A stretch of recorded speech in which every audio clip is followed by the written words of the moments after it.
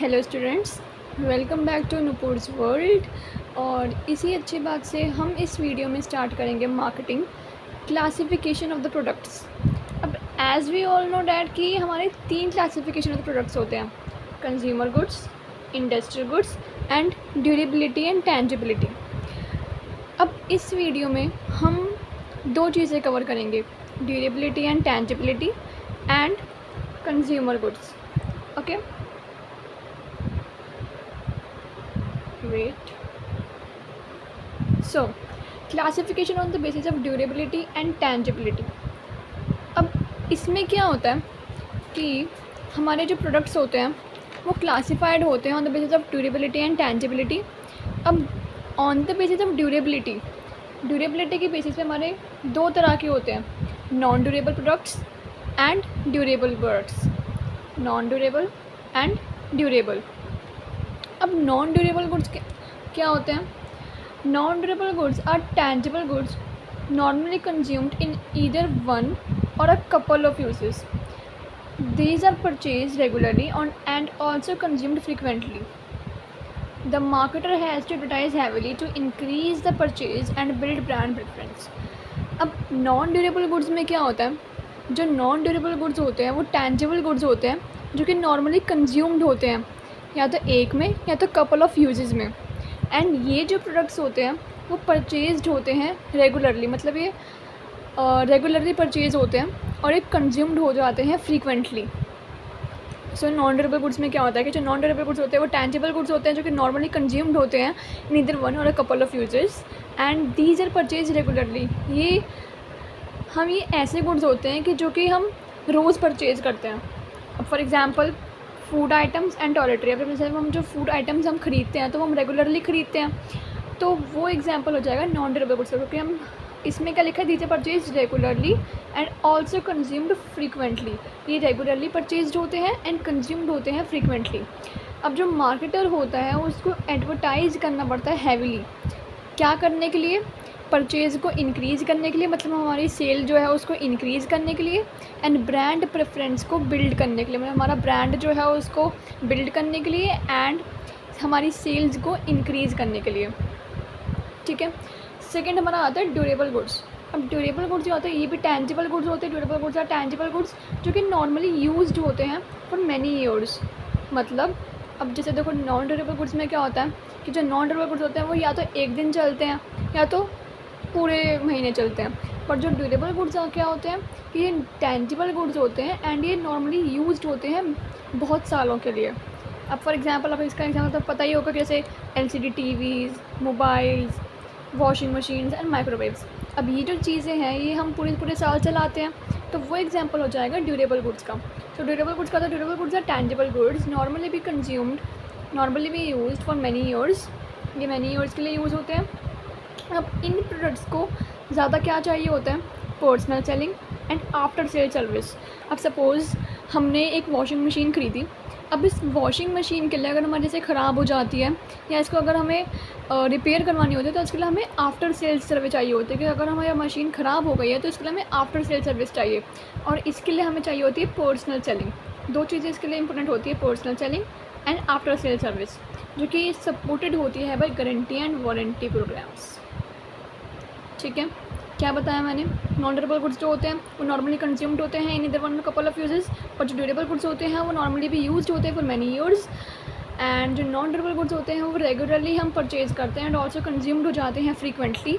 और जो durable goods होते हैं इसमें हमें मतलब ये क्या होता है कि हमें इसमें ज़्यादा क्या चाहिए होती है? Personal selling and after sale service, जो कि ऑफन सपोर्टेड होते हैं by warranty and guarantee programs. Non durable goods के एग्जांपल क्या है? Food items and toiletries.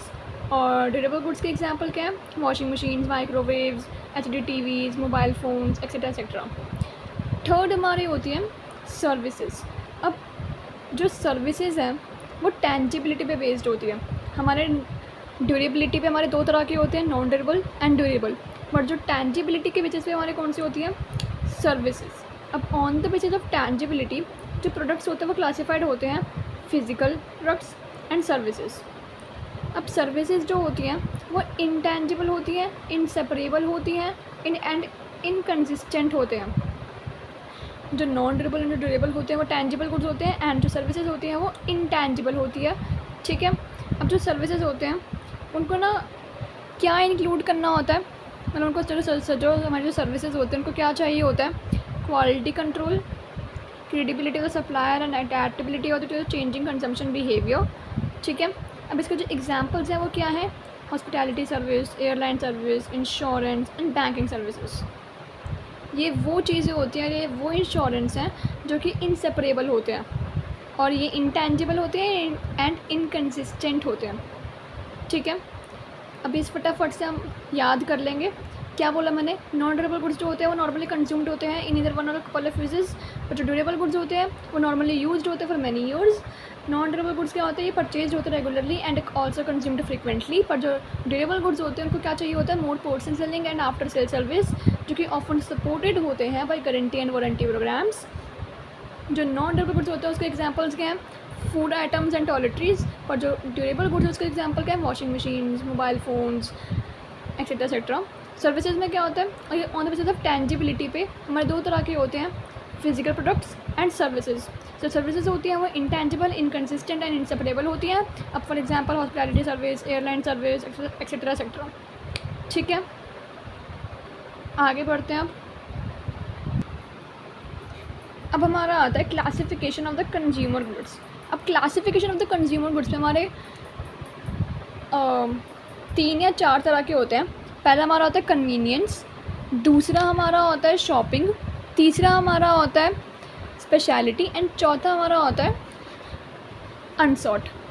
सो अब हम करेंगे पहले on the basis of convenience products. अब पहले तो हम ये समझ लेते हैं कि कंज्यूमर गुड्स होते क्या। कंज्यूमर गुड्स जो होते हैं वो किस बेसिस पे होते हैं, टाइम एंड एफर्ट के बेसिस पे, कि जो बायर जो एक चीज़ ख़रीदने में या फिर एक प्रोडक्ट को परचेज़ करने में जो वो एफर्ट एंड जो वो टाइम लगा रहा है उसको हम कहते हैं कंज्यूमर गुड्स। अब जो कंज्यूमर गुड्स होते हैं वो, अब पहला हमारा होता है कन्वीनियंस प्रोडक्ट्स। अब कन्वीनियंस प्रोडक्ट्स में क्या होता है,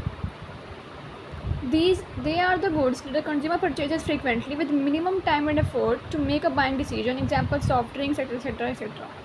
तो अब कन्वीनियंस प्रोडक्ट्स में क्या होता है, ये वो गुड्स होते हैं जिसमें जो कंज्यूमर होता है वो परचेज़ कर लेता है फ्रिक्वेंटली, मतलब वो सोचता नहीं है कि मेरे को ये ख़रीदना चाहिए नहीं ख़रीदना चाहिए, वो जैसे ही उस चीज़ को देखता है वो ख़रीद लेता है। और कितने में, with minimum time and effort. अब जैसे वो शॉप पे गया कंज्यूमर, उसने देखा कि यहाँ पे बहुत सारी चीज़ें रखी हुई हैं, तो वो बिना सोचे समझे वो चीज़ ख़रीद लेता है।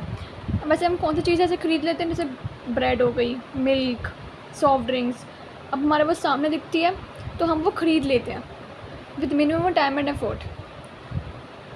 अब ये कैसे ख़रीद लेते हैं, इसके हम फीचर्स पढ़ते हैं। पहले तो ये 3 कैटेगरीज़ के होते हैं, स्टैपल, इम्पल्स, इमरजेंसी। अब स्टैपल गुड्स क्या होता है, the products which are purchased on a regular basis, the decision to buy the product is programmed once the customer put the product in his list with regular purchases, example bread, milk, eggs।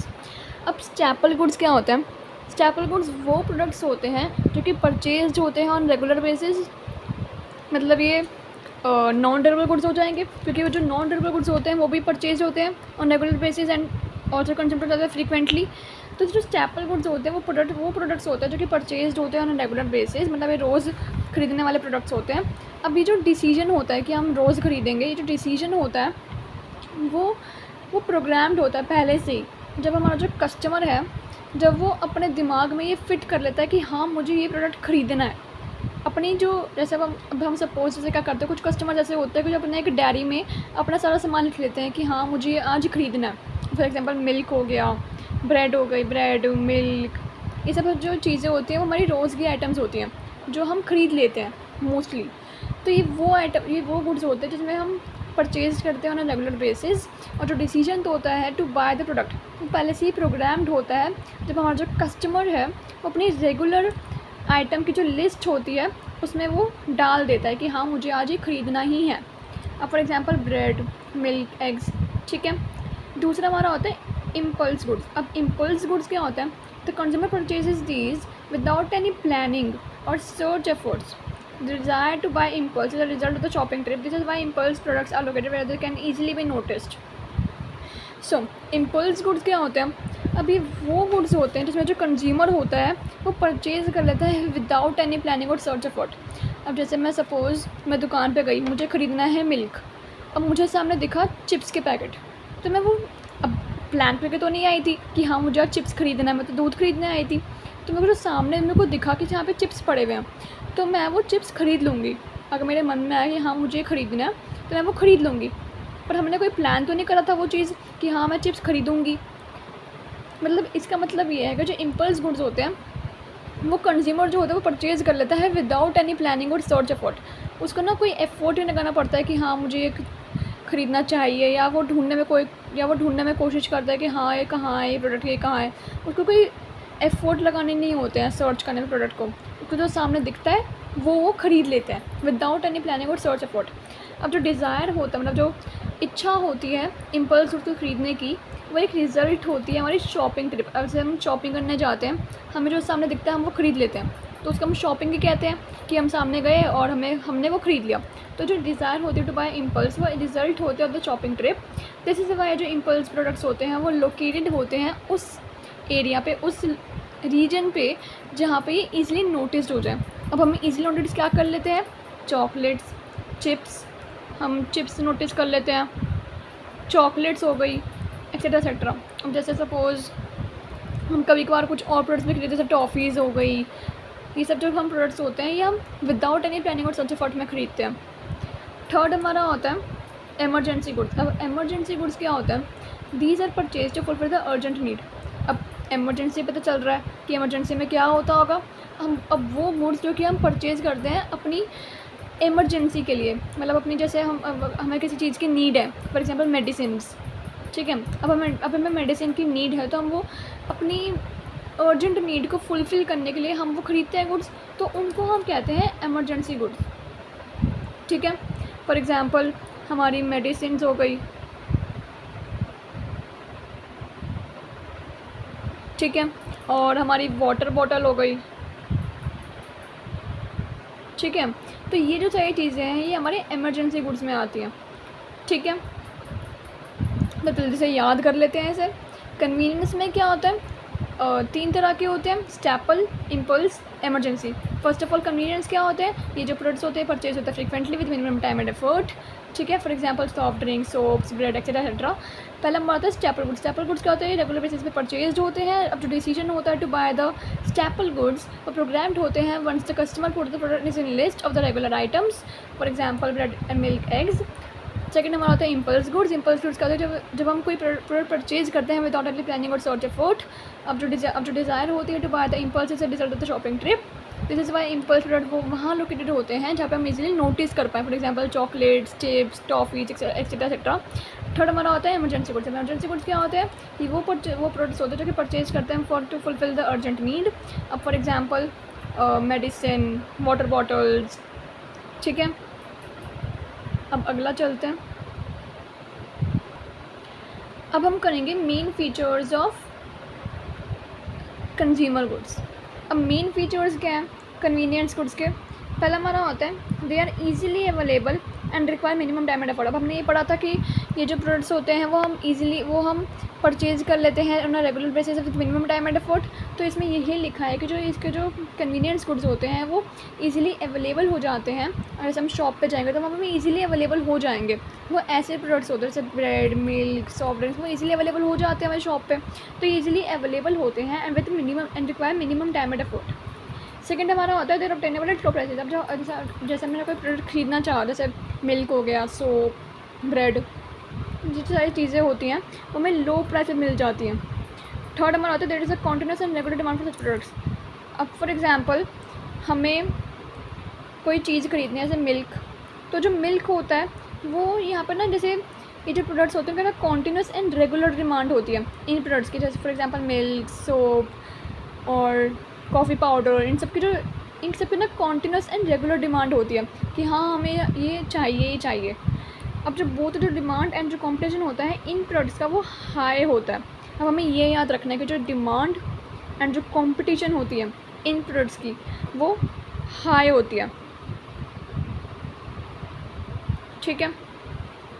अब जो products होते हैं वो easily सब्स्टिट्यूटेबल होते हैं। अब जो heavy advertising and जो सेल प्रमोशन स्कीम्स होती हैं वो हेल्प करती हैं in marketing of these products. जो heavy advertising and sales promotion, ये जो स्कीम्स होती हैं वो हेल्प करती हैं इन प्रोडक्ट्स की मार्केटिंग को करने में।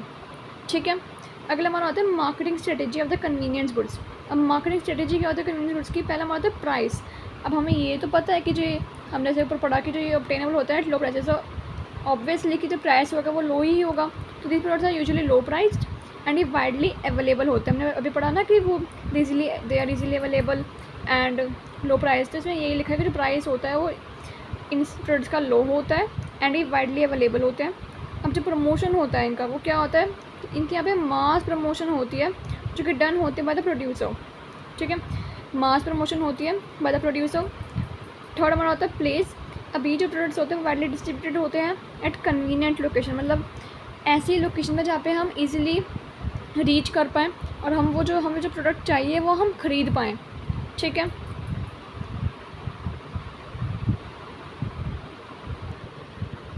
अब नेक्स्ट हमारा आता है शॉपिंग प्रोडक्ट्स। सॉरी, एक मिनट। हाँ, अब सेकंड हमारा आता है शॉपिंग प्रोडक्ट्स। पहले हमने क्या करा? Convenience goods. अब कन्वीनियंस गुड्स में हमने क्या करा? Consumer goods. अब दूसरा हमारा कन्वीनियंस गुड्स हमारा कौन सा होता है? Shopping goods. अब शॉपिंग प्रोडक्ट्स में क्या होता है? जो शॉपिंग प्रोडक्ट्स होते हैं वो क्या होते हैं? These are the goods where the customer while selecting the product for purchase makes due comparisons on the basis of quality, price, style and suitability. Shopping products can be homogeneous and heterogeneous. अब इसका अगर मैं simple भाषा में समझाऊँ तो जो shopping goods होते हैं वो गुड्स होते हैं जिसमें जो कंज्यूमर होता है वो पुट करता है अपने कुछ एफर्ट्स क्या करने में? उस प्रोडक्ट को बाय करने में। क्या बोला मैंने? If the customer puts some effort to buy the product, उसको हम कहते हैं शॉपिंग गुड्स। तो इसमें यही लिखा है कि these are the goods where the customer while selecting the products में ड्यू कंपैरिजन। मतलब अगर हमारा जो कस्टमर है वो प्रोडक्ट को बाय करने में ड्यू कंपैरिजन लगाता है, किस बेसिस पे? On the basis of quality, price, style and suitability. ठीक है, मतलब वो बहुत ज़्यादा एफर्ट लगाते हैं टू बाय द प्रोडक्ट। अब जो शॉपिंग प्रोडक्ट्स होते हैं वो टू टाइप्स के होते हैं, होमोजीनियस एंड हेटेरोजीनियस। अब होमोजीनियस शॉपिंग प्रोडक्ट्स में क्या होता है? They are the products which are alike with the sellers engaging on price war, manufacturers end up distinguishing on the basis of design, services offered or other freebies। अब जो homogeneous products होते हैं वो alike होते हैं। ठीक है, किन के साथ? सेलर्स के साथ।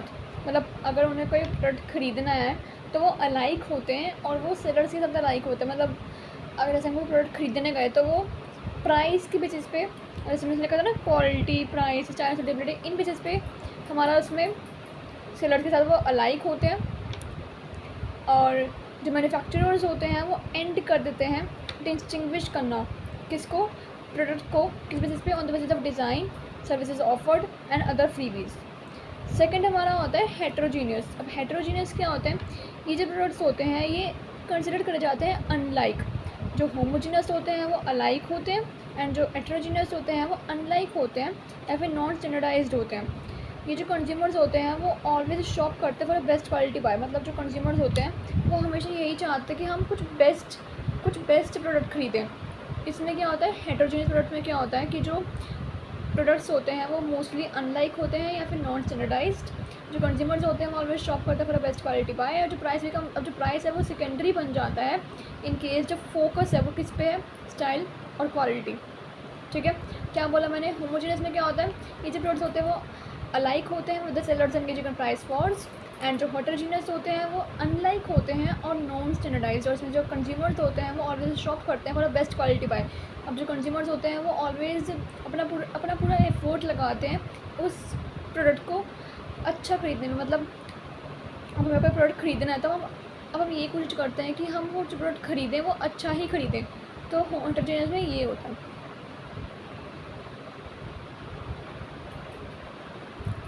अब मेन फीचर्स क्या हैं शॉपिंग गुड्स के? पहला हमारा होता है they are durable in nature. Sorry, हाँ, अब हमारे फीचर्स क्या हैं शॉपिंग गुड्स के? पहला हमारा होता है they are durable in nature.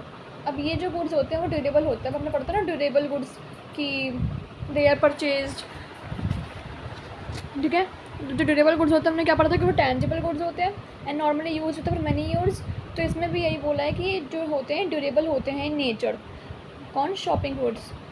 Second number होता है they are easily available and buy minimum. ओहो,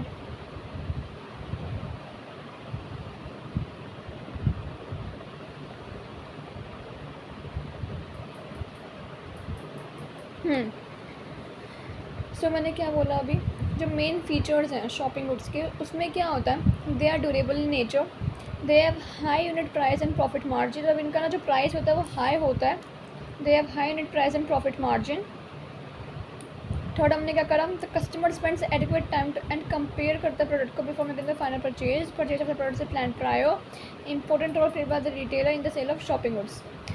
सो अब मेन फीचर्स क्या होते हैं इनके, पहला हमने क्या बोला, दे आर ड्यूरेबल नेचर, वो ड्यूरेबल होते हैं इन नेचर।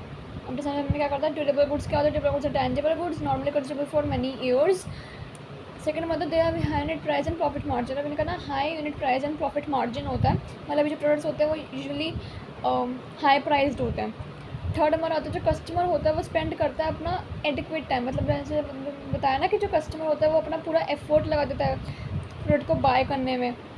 तो इसमें यही लिखा है कि जो कस्टमर होता है वो स्पेंड करता है अपना एडिक्वेट टाइम, मतलब अपना प्रीशियस टाइम, अपना एफर्ट लगाता है to buy the product and compare करता है प्रोडक्ट को before making the final purchase.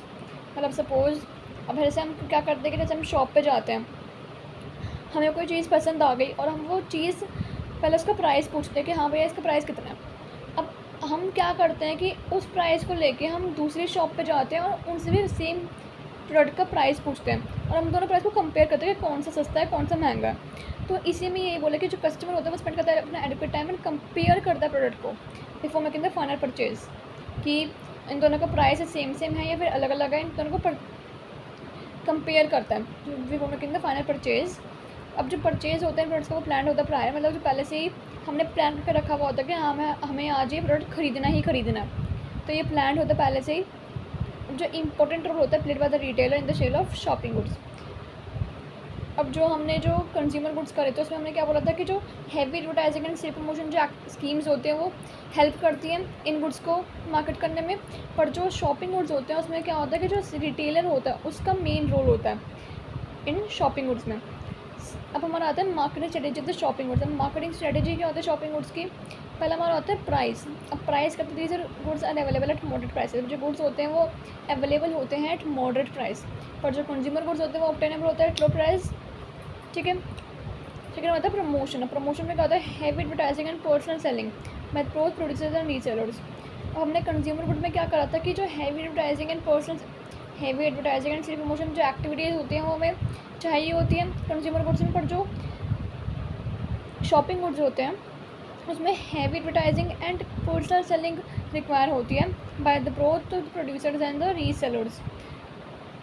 Third हमारा होता है प्लेस। अब प्लेस में क्या होता है कि जो कंज्यूमर्स होते हैं वो स्पेंड करते हैं अपना time to shop for these goods store in them located near similar stores and active shopping areas.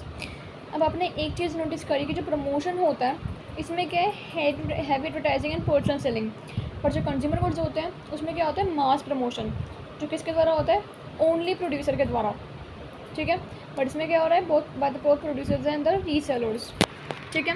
अब थोड़ा हमारा आता है प्लेस। प्लेस में क्या होता है, अब जो कंज्यूमर्स होते हैं मैंने आपको बताया कि जो कंज्यूमर्स होते हैं वो अपना एफर्ट लगाते हैं टू बाय द प्रोडक्ट। ठीक है, तो जो कंज्यूमर्स अपना स्पेंड करते हैं टाइम इन गुड्स को शॉप करने में, इन गुड्स को ख़रीदने में, वो उन से स्टोर से जो कि उनके पास जो है, जैसे सपोज़ मेरे घर के पास बहुत सारी शॉप्स हैं, तो मैं ऑब्वियसली उन शॉप से ख़रीदूँगी, मैं ज़्यादा दूर जाऊँगी नहीं। तो ऐसे ही जो कंज्यूमर्स होते हैं वो स्पेंड करते हैं अपना एडिक्वेट टाइम इन गुड्स को ख़रीदने में, अब उन स्टोर से जो कि उनके पास है, जो कि उनके नियर है, उन स्टोर से। ठीक है। अब इसके जो प्रोडक्ट होता है मतलब इसका जो एग्जांपल है वो क्या है, furniture, clothes and used cars. This is very important. अब आपसे क्वेश्चन पूछ लिया जाता है कि अब जो यूज्ड कार्स होते हैं वो किस गुड्स में आते हैं, तो हमने क्या लिखेंगे शॉपिंग गुड्स, कि जो यूज्ड कार्स होती हैं, फर्नीचर होते हैं, क्लोथ्स होते हैं, ये मोस्टली किस में आते हैं शॉपिंग गुड्स में। ठीक है।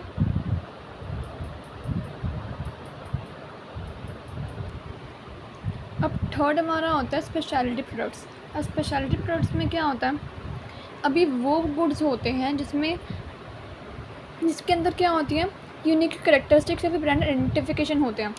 These are the goods with unique characteristics or brand identification for which a sufficient numbers of buyers are willing to make a special purchasing effort. Consumers have a strong convictions toward the brand, style or type, for example cars, etc. अब इन goods में क्या होता है, अब ये जो goods होते हैं उसके अंदर क्या होती है, यूनिक करेक्टरिस्टिक्स होती है, मतलब देख के ही पसंद आ जाए वैसे वाली करेक्टरिस्टिक्स होती हैं इसमें, जिसमें क्या होता है कि जो सफिशिएंट नंबर्स ऑफ बायर, मतलब जो ज़्यादातर नंबर के जो बायर्स हैं वो आते हैं टू परचेज़ द प्रोडक्ट और अपना स्पेशल परचेजिंग एफर्ट लगाते हैं। क्या लगाते हैं, स्पेशल परचेजिंग एफर्ट लगाते हैं टू बाय द प्रोडक्ट, क्योंकि इस प्रोडक्ट में क्या होता है, यूनिक करेक्टरिस्टिक्स और ब्रांड आइडेंटिफिकेशन होता है। क्या बोला मैंने कि जो अब इसमें क्या होता है कि जो पुटिंग स्पेशल परचेजिंग एफर्ट, अपना स्पेशल परचेजिंग एफर्ट लगाना to buy the product, because इसमें क्या होती है, यूनिक करेक्टरिस्टिक्स।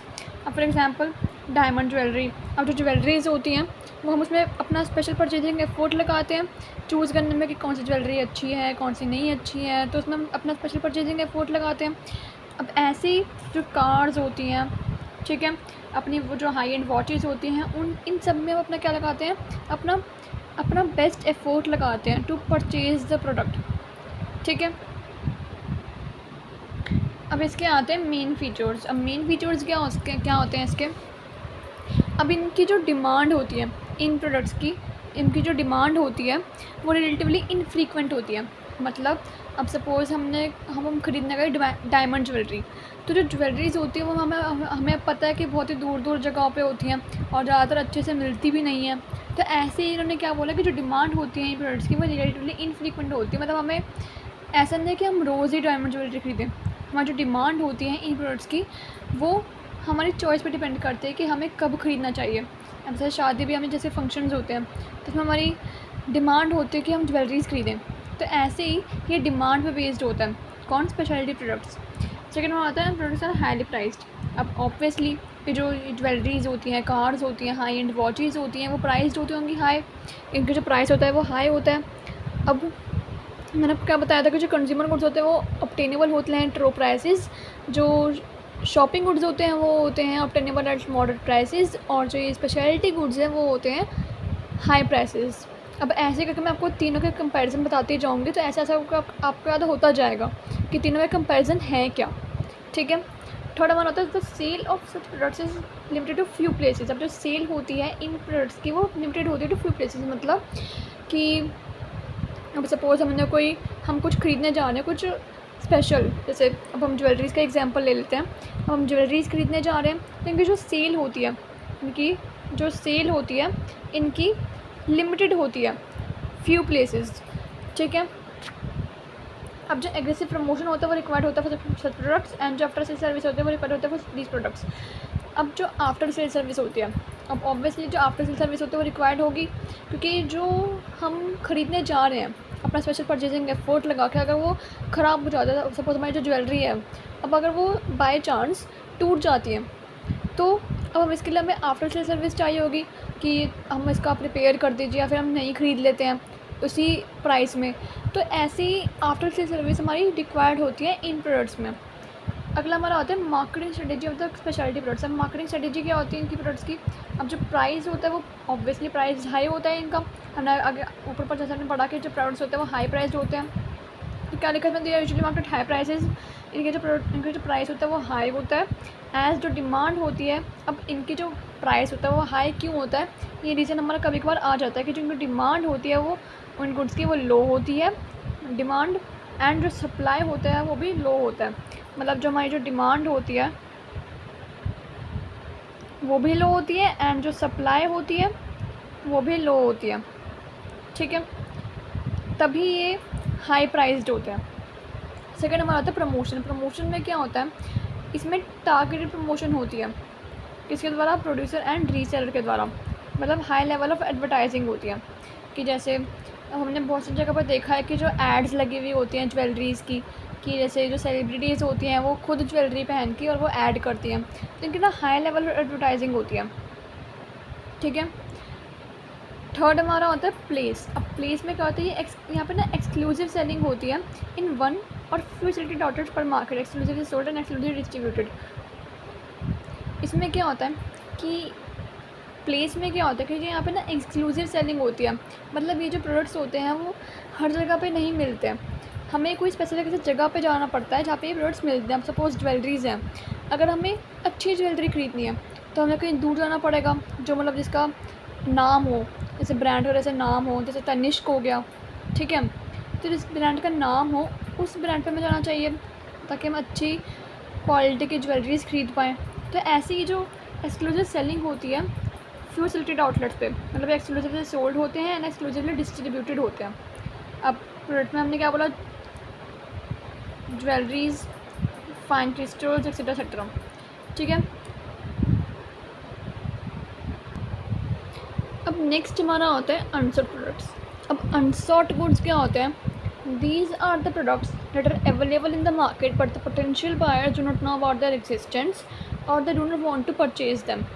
ओके, अब अनसॉर्ट प्रोडक्ट्स में क्या होता है, ये वो गुड्स होते हैं जो कि अवेलेबल तो होते हैं मार्केट में बट कंज्यूमर को पता ही नहीं होता कि वो अवेलेबल है मार्केट में, या फिर कंज्यूमर चाहता ही नहीं है कि वो ख़रीदे इस प्रोडक्ट को।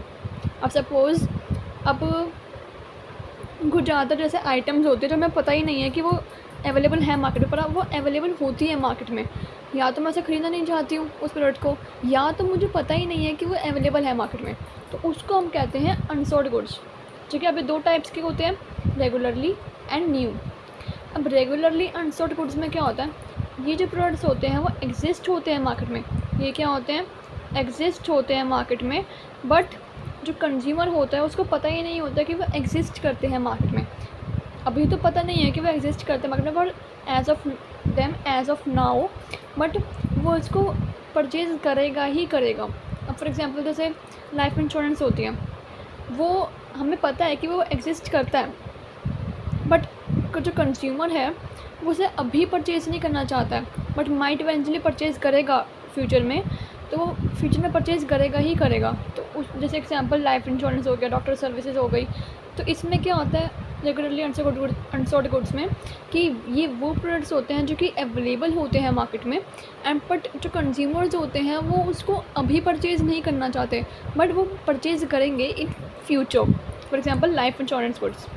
सेकंड हमारा होता है न्यू अनसॉर्ट प्रोडक्ट्स। अब न्यू अनसॉर्ट प्रोडक्ट्स में क्या होता है, अब जो मार्केटर का जो टास्क होता है वो क्या करना होता है, कस्टमर को इन्फॉर्म करना होता है किसके बारे में, एग्जिस्टेंस ऑफ द प्रोडक्ट के बारे में। क्या बोला मैंने कि जो न्यू अनसॉर्ट गुड्स होते हैं उसमें ना क्या होता है कि जो मार्केटर का जो टास्क होता है वो इन्फॉर्म करना होता है टारगेटेड कस्टमर को कि ये जो प्रोडक्ट है वो अवेलेबल हो चुका है मार्केट में। अब जो डिमांड होता है उसको स्टिमुलेट करना होता है और उसको परस्यूएट करना पड़ता है किसको, कस्टमर को, कि वो उस प्रोडक्ट को ख़रीदे। ठीक है, तो क्या होता है इसमें जो न्यू अनसॉर्ट गुड्स होते हैं वो जो इसमें क्या होता है कि जो मार्केटर का जो टास्क होता है वो इन्फॉर्म करना होता है टारगेटेड कस्टमर को about the existence of the product. Demand को स्टिमुलेट करना होता है, मतलब डिमांड को इंक्रीज़ करना होता है एंड परस्यूएट करना पड़ता है कस्टमर को टू बाय द प्रोडक्ट। अब फॉर एग्जांपल जो ओरल पोलियो वैक्सीन है, अब जो ओरल पोलियो वैक्सीन है वो अनसॉर्ट होती है इनिशियली, बट जो हैवी प्रमोशन एंड जो परसुएशन होती है बाय द गवर्नमेंट वो लीड करती थी एरेडिकेशन ऑफ द पोलियो। मतलब जो ओरल पोलियो वैक्सीन है वो पहले अनसॉर्ट थी, ठीक है, बट हमने हैवी प्रमोशन टूल्स लगाए एंड जब हमारी जो परसुएशन हुई बाय द गवर्नमेंट तो उसने क्या कर दिया, पोलियो की वैक्सीन को इरेडिकेट कर दिया। जैसे ओरल पोलियो वैक्सीन पहले अनसॉर्ट थी पर अब क्या हो गया, पोलियो की इरेडिकेशन हो गई है, तो इसमें हम क्या कहते हैं, न्यू अनसॉर्ट गुड्स। ठीक है, अब हमारी आती है marketing strategy of the अनसॉर्ट goods. अब मार्केटिंग स्ट्रेटजी क्या होती है, अब जैसे हमें पता है कि इसमें जो फीचर्स हैं वो इसमें है नहीं है, बट हमें पता होना चाहिए कि फ़ीचर्स क्या होते हैं इसके। अब इसके जैसे कोई हम फीचर्स बताते हैं कि जो अनसॉर्ट गुड्स होते हैं वो अवेलेबल होते हैं इन द मार्केट, बट जो कस्टमर्स होते हैं उनको परचेज़ नहीं करते हैं as of now, but might eventually purchase etcetera etcetera. आप बना के लिख सकते हो इसके जो फीचर्स हैं। हम करेंगे marketing strategy of the अनसॉर्ट goods. अब इसमें क्या होता है कि जो प्राइस होता है वो वैरी करता है प्रोडक्ट टू प्रोडक्ट। अब वैरी करता है कि हम जो जैसा हम प्रोडक्ट ख़रीद रहे हैं, फॉर एग्जांपल लाइफ इंश्योरेंस, ठीक है, तो अभी वैरी करता है प्रोडक्ट से प्रोडक्ट। सेकंड हमारा आता है प्रमोशन। प्रमोशन में क्या होता है, जो पर्सनल सेलिंग है, जो एडवर्टाइजिंग होती है वो किसके द्वारा होती है, प्रोड्यूसर एंड सेलर के द्वारा। जो प्लेस होता है वो उसमें क्या होता है कि डिपेंड होता है upon the product, and product होता है वो क्या होता है, जैसे life insurance, red cloth blood donation etcetera etcetera. ठीक है, इसमें ज़्यादा कुछ है नहीं, बस हमें ये बताना चाहिए कि जो अनसोल्ड गुड्स होते हैं वो होते क्या हैं और इसके 2 टाइप्स कौन से होते हैं। ठीक है, सो इसी के साथ हमारा ये जो सेशन है वो कंप्लीट हो जाता है। अब जल्दी से हम क्विक रिवीजन कर लेते हैं कि होते क्या है सारे। मैंने क्या बताया था, ड्यूरेबिलिटी एंड टेंजिबिलिटी, सॉरी एक मिनट, हाँ durability and tangibility. Durability and tangibility, हमारी जो ड्यूरेबिलिटी होती है वो 2 तरह की होती है, non durable goods and durable goods. Non durable goods क्या होते हैं कि टेंजिबल गुड्स होते हैं जो कि नॉर्मली कंज्यूम्ड होते हैं in the one or a couple of uses. ठीक है, जो ड्यूरेबल गुड्स होते हैं वो क्या होते हैं, टेंजिबल गुड्स होते हैं जो कि कंज्यूम्ड होते हैं, जो कि नॉर्मली यूज्ड होते हैं मैनी ईयर्स के लिए। जो सर्विसेज होती हैं वो टेंजिबिलिटी पे बेस्ड होती है। जो टेंजिबिलिटी होती है वो 2 तरह की होती है, फिजिकल प्रोडक्ट्स एंड सर्विसेज। जो सर्विसेज होती है वो इंटेंजिबल होती है, इनसेपरेबल होती है, इनकन्सिस्टेंट होती है। ठीक है, सेकेंड हमारा आता है कंज्यूमर गुड्स। अब कंज्यूमर गुड्स वाले पहला होता है कन्वीनियंस प्रोडक्ट्स। कन्वीनियंस प्रोडक्ट्स में हमारा क्या होता है कि जो ये जो प्रोडक्ट्स होते हैं वो परचेज होते हैं frequently with minimum time and effort. ठीक है, तो इन तरह की होती है हमारी staple goods, impulse and emergency. Staple में मैंने क्या बताया था आपको कि परचेज होती है ना रेगुलर बेसिस। अब जो डिसीजन होता है टू बाय द प्रोडक्ट वो पहले से ही प्रोग्राम्ड होता है, जब हमारा जो कस्टमर है वो उस प्रोडक्ट को अपनी लिस्ट में डाल देता है, अपने रेगुलर आइटम्स की लिस्ट में डाल देता है। For example bread, milk, eggs. ठीक है, जो इम्पल्स गुड्स होते हैं वो क्या होता है, ये जो प्रोडक्ट्स होते हैं वो परचेज होते हैं विदाउट एनी प्लानिंग और search effort. For example chocolates, chips, ठीक है, टॉफ़ीज़। थर्ड वन होता है इमरजेंसी गुड्स। अब इमरजेंसी गुड्स क्या होते हैं, ये जो गुड्स होते हैं वो परचेज होते हैं to fulfil the urgent need. For example water bottle, ठीक है, और मेडिसिन्स। ठीक है, थर्ड हमारा होता है, इसके मेन फीचर्स क्या होते हैं, they are obtainable at low prices, they are easily available and require minimum time and effort. ये इसके अंदर कॉन्टिन्यूस एंड रेगुलर डिमांड होती है। जो प्रोडक्ट्स होते हैं वो इजीली सब्स्टिट्यूटेबल होते हैं, मतलब वो इजीली अवेलेबल होते हैं। और जो advertising and sale promotion schemes हैं वो हेल्प करती हैं कंज्यूमर गुड्स की मार्केटिंग में। मार्केटिंग स्ट्रेटेजी क्या होती है कन्वीनियंस गुड्स की, पहला हमारा होता है ये जो प्रोडक्ट्स होते हैं वो इजीली यूजुअली लो प्राइस्ड होते हैं। जो प्रमोशन होता है वो मास प्रमोशन होता है बाय द प्रोड्यूसर। जो प्लेस होती है वो इजीली अवेलेबल हो जाती है एट कन्वीनियंट लोकेशंस। अगला हमारा होता है शॉपिंग गुड्स। अब शॉपिंग गुड्स में क्या होता है, ये वो गुड्स होते हैं जिसमें जो कस्टमर होता है वो अपना मिनिमम एफर्ट लगाता है, मतलब अपना एफर्ट पुट करता है टू मेक ड्यू कंपैरिजन्स। मतलब अब वो गुड्स होते हैं जिसमें जो कस्टमर होता है वो अपना एफर्ट लगाता है इन बाइंग द प्रोडक्ट। 2 तरह के होते हैं हमारे, होमोजीनियस एंड हेटेरोजीनियस। होमोजीनियस क्या होते हैं, ये अलाइक होते हैं with the sellers engaging on price war.